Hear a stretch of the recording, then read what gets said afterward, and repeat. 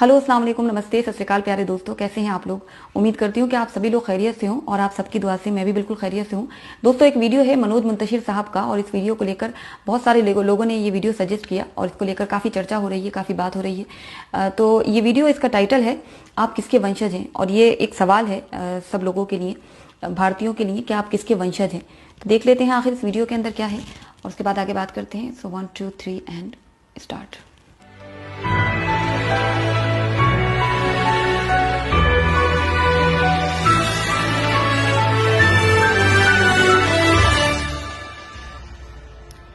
2400 साल पहले भारतवर्ष की इसी धरती पर चाणक्य ने घोषणा की थी कि जो राष्ट्र शास्त्र पढ़ना छोड़ देता है वो समाप्त हो जाता है।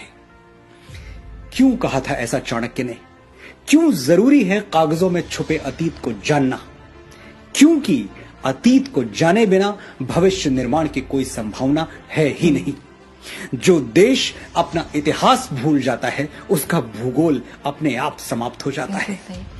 जो लोग भुला देते हैं तारीख को अपनी, उन लोगों का ज्योग्राफिया बाकी नहीं रहता। पिछली कई सदियों से हमने अपने इतिहास की जमीनें लावारिस छोड़ रखी हैं। हम न उन जमीनों की ओर देखते हैं, न वहां जाते हैं, न परवाह करते हैं कि हमारे बाप दादा की जमीनों में कौन सी फसल बोई जा रही है और वो फसल कौन बो रहा है, किस नीयत से बो रहा है या फिर किस बदनीयती से बो रहा है। कहीं ऐसा तो नहीं कि हमारी उपेक्षा कुछ शैतानी ताकतों के लिए मुंह मांगी मुराद बन गई और उन्होंने गौतम और नानक के इस जमीन में कलंक के बीज बो दिए। बिल्कुल यही हुआ है। तभी तो हम इस हद तक ब्रेन वॉश्ड हो गए कि अचानक हमारी प्री प्राइमरी टेक्स्ट बुक में गा से गणेश हटा के गा से गधा लिख दिया गया और हमारे माथे पर बल तक नहीं पड़ा।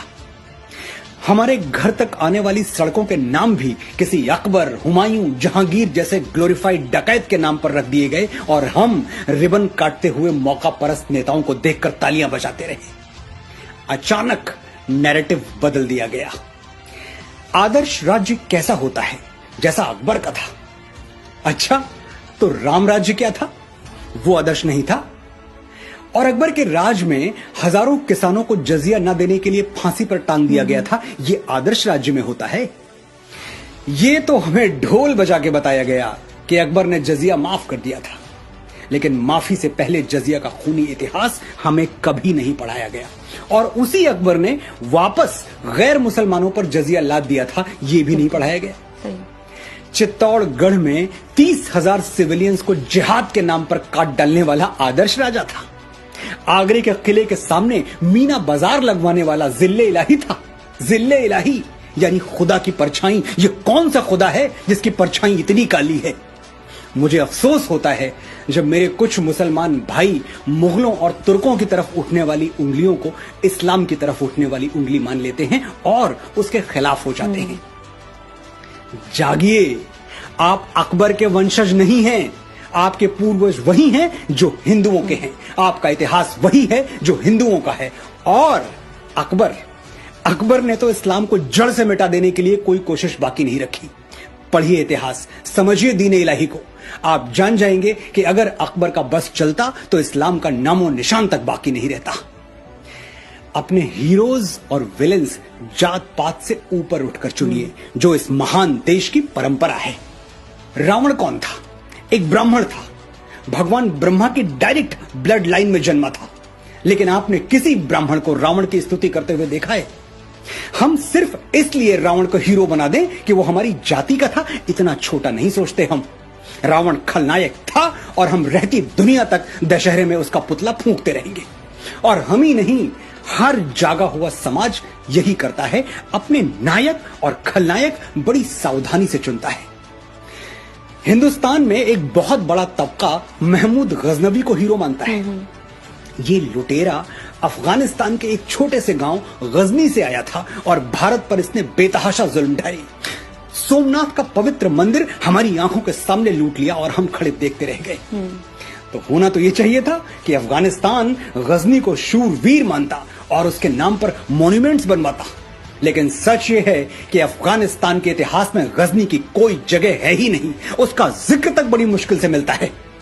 अफगानिस्तान के मुसलमानों ने हिंदुओं का मंदिर लूटने वाली अपनी इस नालायक औलाद को डिसोन कर दिया, अपनी ऐतिहासिक जायदाद से बेदखल कर दिया। और दूसरी तरफ इतिहास में जगह किसको दी? कनिष्क को, जो कि कुश डायनेस्टी में जन्मा भारतवर्ष का एक महान बौद्ध राजा था।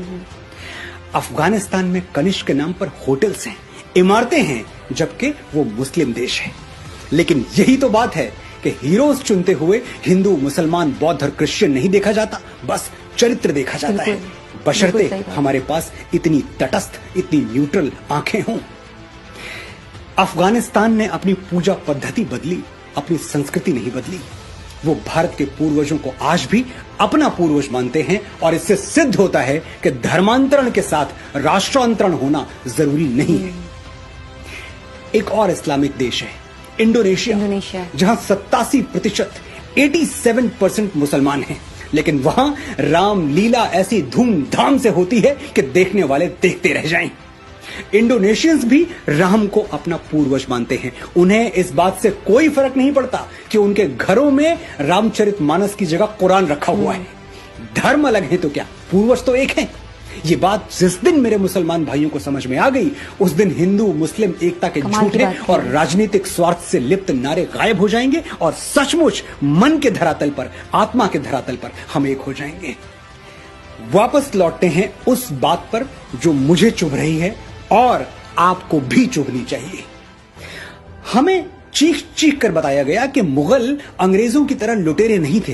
वो हिंदुस्तान की दौलत लेके कहीं 7 समंदर पार दूसरे मुल्क में नहीं गए, यहीं रह गए। ठीक है, तो मैं आपके घर पर अटैक करता हूं, कुछ लूट के अपने घर नहीं ले जाऊंगा, बल्कि आपके ही घर में कब्जा करके रह जाऊंगा और आपको, आपके परिवार को, जो कल तक उस घर के मालिक थे, अपना गुलाम बना के रखूंगा। आप मुझे हीरो मानेंगे? बिल्कुल नहीं मानेंगे। नहीं मानेंगे तो मुगलों को हीरो क्यों मानते हैं और क्यों ऐसी कमजोर दलीलें देते हैं जिस पर हंसी आ जाए? एक और दलील है कि मुगलों की हुकूमत में 200 सालों तक कोई सिविल वॉर नहीं हुआ, इतनी शांतिप्रियता बनी रही। ये किसी ने नहीं बताया कि ग्वालियर के किले में मुगलों की तरफ उठने वाली आंखों में जलता हुआ सरिया घोंप दिया जाता था, तो बगावत की हिम्मत कौन करता? और ग्वालियर कोई अकेला किला नहीं है। मुगलों के शासन में ऐसे हजारों कंसंट्रेशन कैंप्स थे जो हिटलर के कैंप्स को शर्मिंदा कर दें। जिन आतताइयों ने तख्त को रिश्तों, नातों, मर्यादाओं और उसूलों के ऊपर रखा, हुकूमत के नशे में अपने बाप को कालकोठरी में ठूंस दिया, अपने ही भाइयों के गर्दनें उतार ली। अगर उनके राज में शांति बनी रही तो वो शांति ऐसी ही थी जैसे सद्दाम हुसैन ने इराक में बनाकर रखी थी या फिर किम जोंग टू ने नॉर्थ कोरिया में बनाकर रखी हुई है। ये दोनों नाम गूगल कर लीजिएगा, आपको मेरी बात समझ में आ जाएगी। ये मुगल और तो खैर कहीं भारतीय संस्कृति से प्रभावित नहीं हुए, लेकिन बाबा तुलसी की एक चौपाई का अनर्थ इन्होंने जरूर कर दिया। भय बिन होए न प्रीत, डर के बिना शासन नहीं चल सकता। बस ये भूल गए कि श्री राम ने किन परिस्थितियों में डर का सहारा लिया था। जब समुद्र हजारों विनतियों के बावजूद उन्हें लंका जाने के लिए, अपनी प्राण प्रिया सीता को रावण के चंगुल से छुड़ाने के लिए रास्ता नहीं दे रहा था, तब राम विवश हो गए थे बल प्रयोग के लिए। विनय न मानत जलधि जड़, गए 3 दिन बीत, बोले राम सकोप तब, भय बिनु होए न प्रीति। राम ने साम्राज्य विस्तार के लिए कभी भय का सहारा नहीं लिया। राम राज्य में रहने वालों के लिए राम की घोषणा क्या थी जानते हैं? राम राज्यवासी त्वम प्रोच्चरस्व ते सिरम, न्यायार्थम युद्धस्व सर्वेषु समम कर, परिपालय दुर्बलम विधि धर्मम वरम, प्रोच्चरस्व ते सिरम, राम राज्यवासी त्वम। You live in Ram's kingdom, hold your head high, fight for justice, treat all as equal, protect the weak, know that dharma is above all। Sir उठा के जियो, निर्भय होके जियो, ये राम राज्य है। ऐसे राज्य की तुलना अकबरी कुशासन से हंसी आती है। हम सदियों से इस बात पर खुश होते आ रहे हैं कि शेर शाह सूरी ने दुनिया की सबसे लंबी सड़क बनवा दी, लेकिन श्री राम ने समुद्र पर, पानी पर पुल बना दिया। इसके लिए हम सैटेलाइट इमेजेस मांगते हैं, वरना विश्वास ही नहीं करेंगे। महाराणा प्रताप ने हल्दी घाटी का युद्ध हारा नहीं, ये सिद्ध करने में उस महान मेवाड़ी वीर की आत्मा को 450 साल लग गए। उस दिन हल्दी घाटी में वो राजपूत कुलद्रोही मान सिंह तो महाराणा को नहीं हरा पाया, लेकिन हमारे अविश्वास ने हरा दिया। और महाराणा कोई अकेले नहीं है, पता नहीं अपने कितने वीरों को हमने गुमनामी की अंधी सुरंग में एड़ियां रगड़ के मर जाने दिया, और उन जालिमों को झुक के सलाम बजाते रहे जिनके दुष्कर्मों से भारत मां आज भी खून के आंसू रो रही है। समय आ गया है कि हम अपने गिरेबान में झांक कर देखें। जयचंद के नाम पर हम थूकते हैं, लेकिन एक पल के लिए ठहर के सोचिए, कहीं जाने अनजाने हम भी अपनी संस्कृति और सभ्यता के जयचंद तो नहीं बन रहे, उससे छल तो नहीं कर रहे। मैं प्रेम के मीठे गीत लिखने वाला एक साधारण सा लेखक हूं। आज मेरी बातों में आपको क्रोध और कड़वाहट नजर आई होगी, लेकिन मैं इसके लिए क्षमा प्रार्थी नहीं हूं। मेरा ये क्रोध अगर करंट बनकर आपको नींद से जगा दे तो मैं इस क्रोध का आभारी रहूंगा। मुझे खुद जागने में कई बरस लग गए, आप इतना लंबा समय ना लें। मेरे अनुभवों से सीखें, सच्चे इतिहास के दबे हुए स्वर गुंजायमान करें, अपने बच्चों के लिए सही आदर्श, सही नायक छोड़ें, झूठे नायकों के मुखौटे उतार के फेंक दें, अपनी विरासत को माथे से लगाएं और इस धरती मां का ऋण चुकाएं जहां मैं और आप बीज बन के फूटे हैं और एक दिन राख बनकर समा जाएंगे। जय भारत, जय भारती। बहुत बहुत बहुत अच्छा वीडियो, एक आई ओपनर, एक थॉट प्रोवोकिंग वीडियो लगा मुझे ये। और जैसा कि उन्होंने कहा कि वीडियो में आपको मेरा क्रोध और कड़वाहट नजर आ रही होगी, लेकिन मुझे तो इस वीडियो में उनका सच और साहस नजर आया। सच में दोस्तों, उनकी कई बातों पर लोगों को सोचने की जरूरत है दोबारा से कि आखिर जो इतिहास पढ़ाया गया है, क्या वही इतिहास मान लेना चाहिए, या इतिहास के पन्नों को जिस तरह से डिजाइन कर दिया गया। और चाणक्य बिल्कुल सही कहते हैं कि शास्त्र ज्ञान जो के एक इंसान को उसके बुरे कामों को करने से रोकता है, अपने इतिहास को जानना चाहिए। और ये बहुत अच्छी बात कही कि अपने हीरोज और अपने विलन्स को अपनी जात पात से ऊपर उठकर चुनिए, जो कि इस महान देश की परंपरा रही है। वरना जयचंद को आज क्यों लोग गाली देते हैं। तो समझने की जरूरत है इस वीडियो के अंदर कही एक एक बात को, क्योंकि उन बातों में बहुत गहराई है और इतिहास को जानने की, सही से पढ़ने की जरूरत है कि आखिर हमारे पूर्वज कौन थे और हम क्यों मुगलों को ग्लोरीफाई करने वालों के पीछे चलने लगते हैं। कुछ फिल्म मेकर जो मुगलों को ऐसे बना के दिखाते हैं कि वो राष्ट्र निर्माता थे, और जबकि वो सही इतिहास मुझे लगता है ना उन्होंने खुद पढ़ा है और ना वो पढ़ने देना चाहते हैं लोगों को। और एक बात बहुत अच्छी लगी जो उन्होंने कहा कि जो देश अपना इतिहास भूल जाता है तो उसका भूगोल अपने आप ही समाप्त हो जाता है। तो ये बहुत बड़ी बात है। और जैसा कि बताया जा रहा है, एक तरह का एक शुरू हो जाता है हमारे देश में एक एजेंडा, एक प्रोपेगेंडा शुरू हो जाता है कि इसमें एंटी मुस्लिम बातें कही गई हैं, इसमें एंटी इस्लामिक बातें कही गई हैं। तो मुझे पूरा वीडियो मैंने देखा और कुछ भी ऐसा नहीं लगा जो कि कुछ भी मुसलमानों के खिलाफ हो या कुछ भी इस्लाम के खिलाफ कहा हो। उन्होंने बिल्कुल सच बात कही। आप उन मुगलों को, उन लुटेरों को, उन खूनी दरिंदों को आप कैसे राष्ट्र निर्माता मान सकते हैं, या कैसे उन्हें अपना पूर्वज मान सकते हैं, जो जजिया कर अदा ना करने पर न जाने कितने हजारों लोगों को एक साथ मार दिया करते थे। जो उनको पसंद आ जाए वो उसे उठा के ले जाया करते थे, जो जबरन धर्मांतरण करवाते थे। और ये भी बहुत अच्छी बात कही कि धर्मांतरण का मतलब राष्ट्रांतरण नहीं होता। तो बहुत अच्छी वीडियो। और यहाँ इंडोनेशिया का जिक्र किया मनोज मुंतशिर साहब ने, बिल्कुल सही बात कही। इंडोनेशिया में आप देखिए, वहाँ वो अपने धर्म से ऊपर अपनी संस्कृति को रखते हैं, और संस्कृति को महत्व देने की वजह से ही आप देखें इंडोनेशिया में तमाम जितने भी धर्म हैं उन सबको समान रूप से सम्मान दिया जाता है। और अफगानिस्तान की जो गजनी की बात कही, तो जिसने मंदिरों पर आक्रमण किया, जिसने इतना जुल्म सितम किया, तो उसको तो अफगानिस्तानी खुद ही अपना हीरो नहीं मानते हैं।